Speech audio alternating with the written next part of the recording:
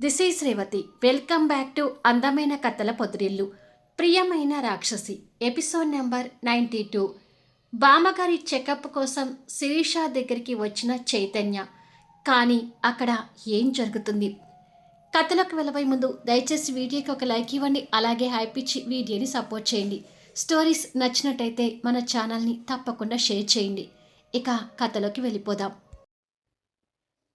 Time అర్ధరాత్రి ఒకటవుతుండగా దీపక్కి కాళ్ళ దగ్గర ఏదో ఇబ్బందిగా అనిపించి కళ్ళు తెరుస్తాడు. గౌతమి కాలు ఒత్తుకుంటూనే అలా దీపక్ కాళ్ళ మీద పడి నిద్రపోతుంటుంది. అయ్యయ్యో అటు తన మీద జాలి పడుతూ లేచి, పాపం ఎంతసేపు కాలు నొక్కిందో ఏంటో అలాగే పడుకొని పోయింది అని అనుకొని, గౌతమి గారు, గౌతమి గారు అంటూ తట్టి లేపుతున్నా తను గాఢ నిద్రలో ఉందని అర్థమవుతుంది. అంటే జాలి మీద తన్ని మళ్ళీ గౌరవంతో పిలుస్తున్నాడు. పాపం తనని చాలా ఇబ్బంది పెడుతున్నాననుకుంటా.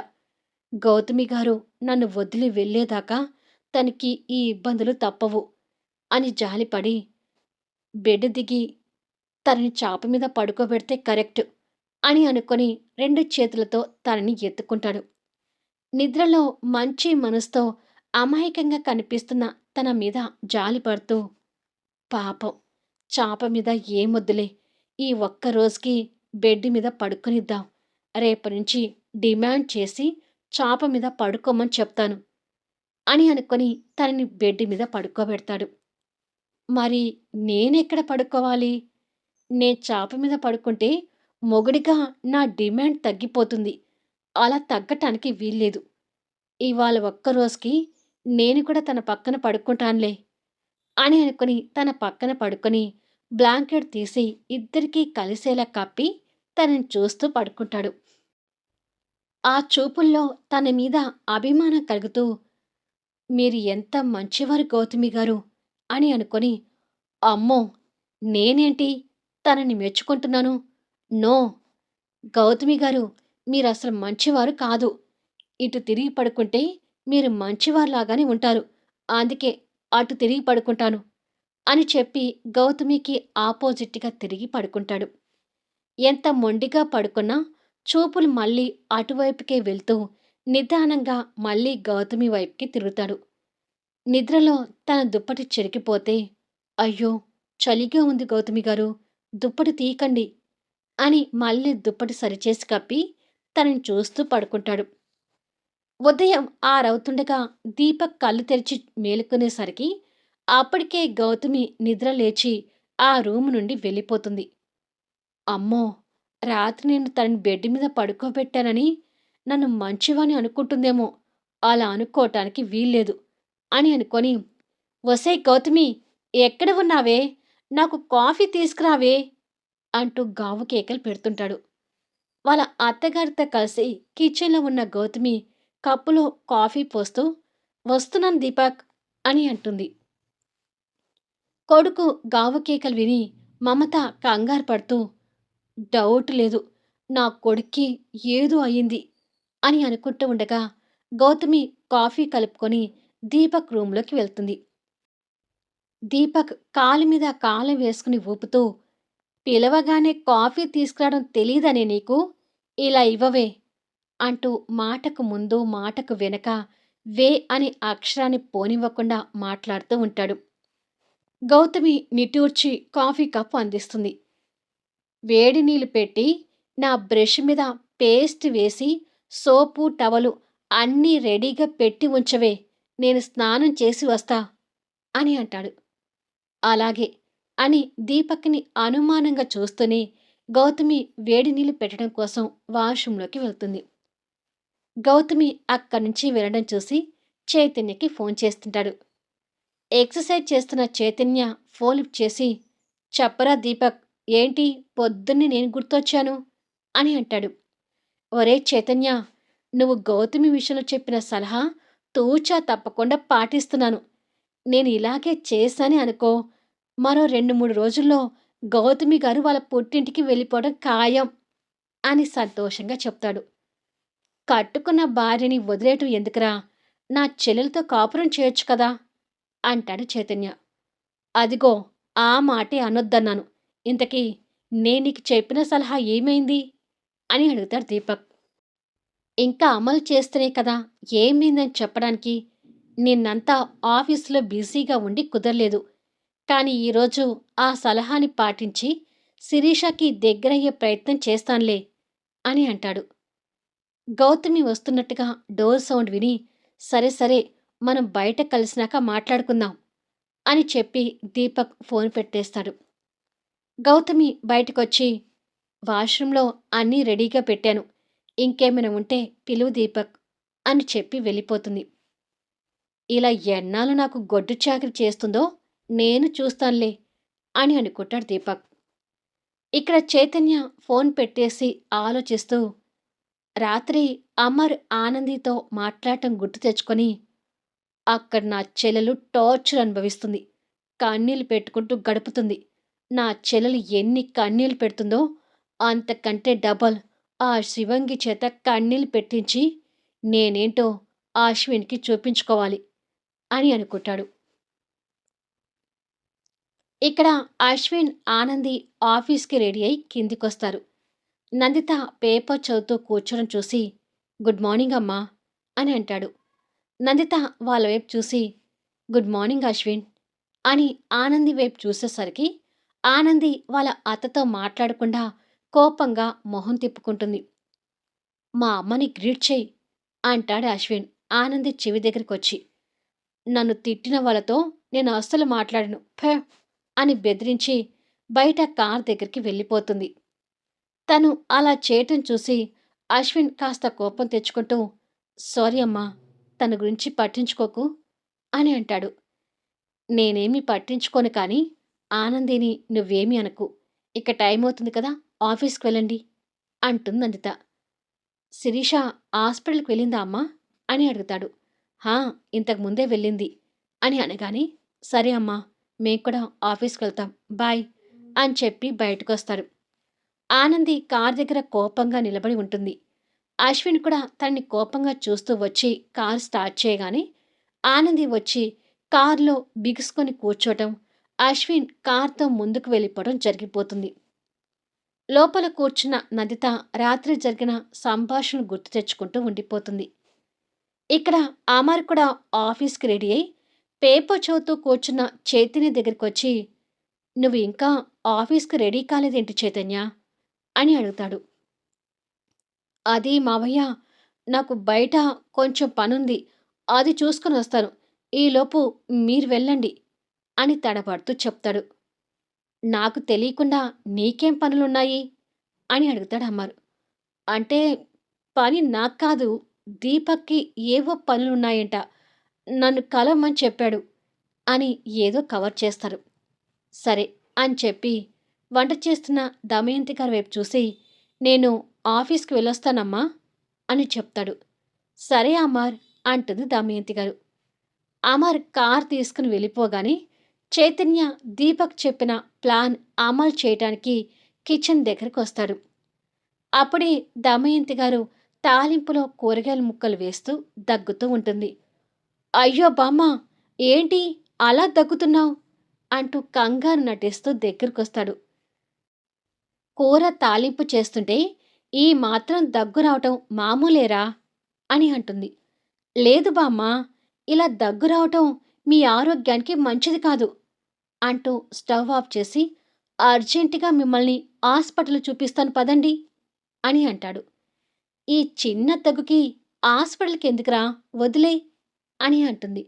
అయ్యో బామ్మ, ఈ వయసులో దగ్గుని అంత నిర్లక్ష్యంగా వదిలేయకూడదు. నీ గుండె చెక్ చేయించాలి.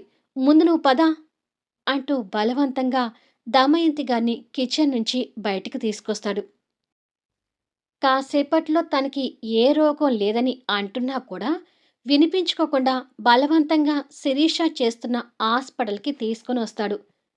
చెప్తుంటే వినిపించుకోవేంటి చైతన్య, నేను ఆరోగ్యంగానే ఉన్నాన్రా అని దమయంతి గారు అంటున్నా కూడా వీల్లేదు, నిన్ను కార్డియాలజిస్ట్ దగ్గర చూపించాలి అంటూ తీసుకుని వెళ్తుంటే సడన్గా జితేంద్ర వాళ్ళకి ఎదురొచ్చి నేను కార్డియాలజిస్ట్ని, బామ్మగారిని నేను చెక్ చేస్తాను అని అంటాడు.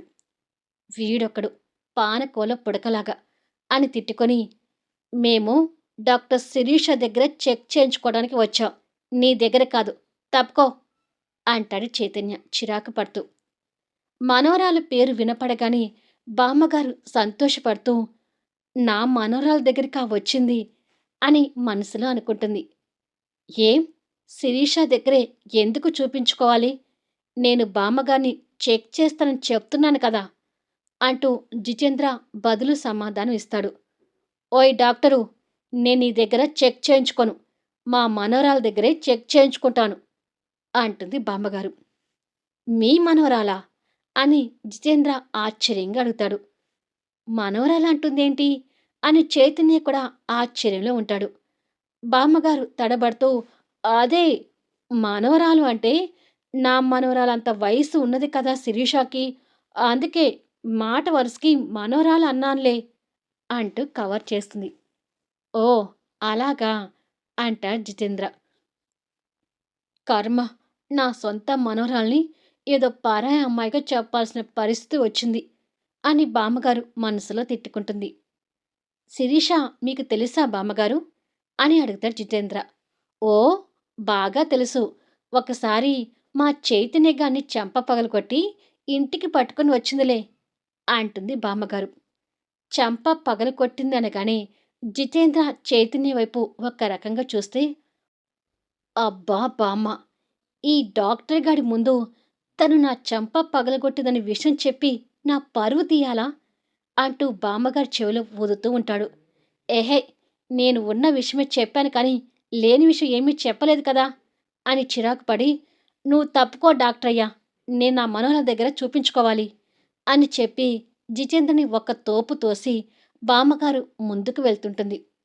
బామ్మగారు నెట్టేసరికి జితేంద్ర కింద పడబోతూ వెంటనే అక్కడ గోడ పట్టుకుని నిలదొక్కుంటాడు.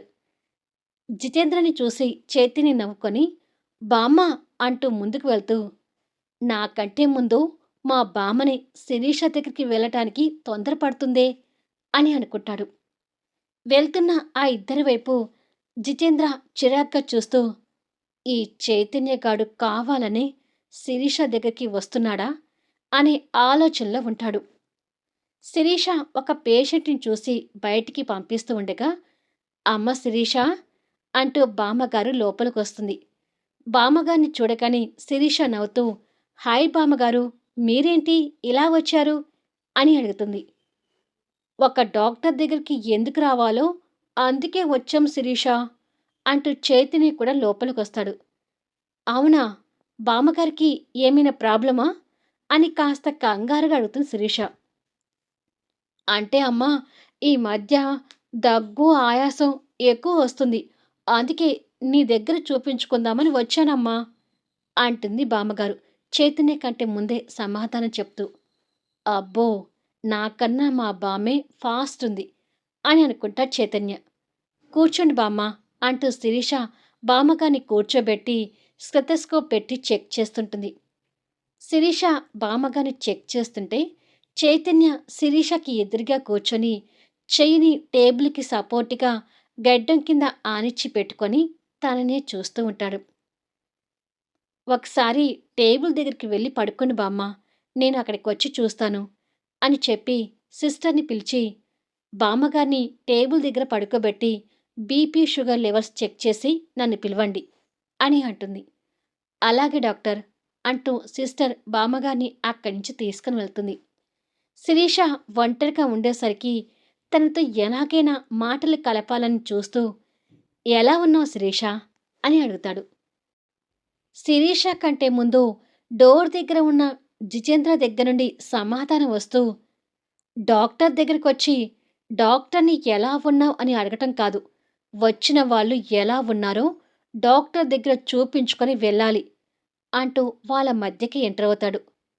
వీడొక్కడు అడుగడుగున నాకు శనిలా దాపురిస్తున్నాడు అని చైతన్య మనసులో బండబూతులు తిట్టుకుంటూ ఉంటాడు.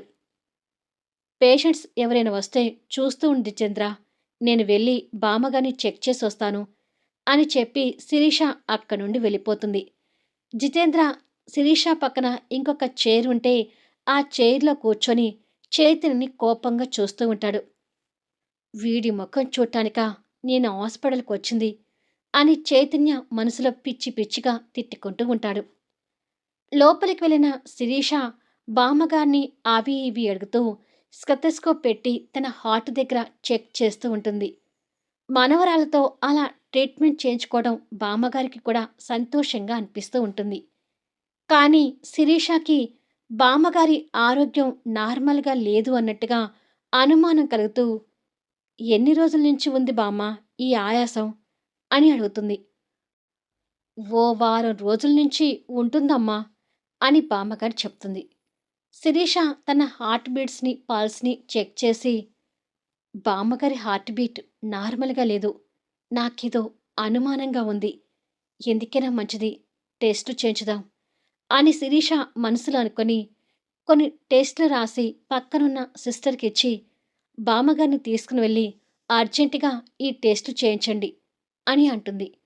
"అలాగే డాక్టర్" అని చెప్పి ఆ సిస్టర్ బామ్మగారిని తీసుకుని టెస్టుల కోసం ఆ పక్కనే ఉన్న రూమ్‌లోకి వెళ్తుంది.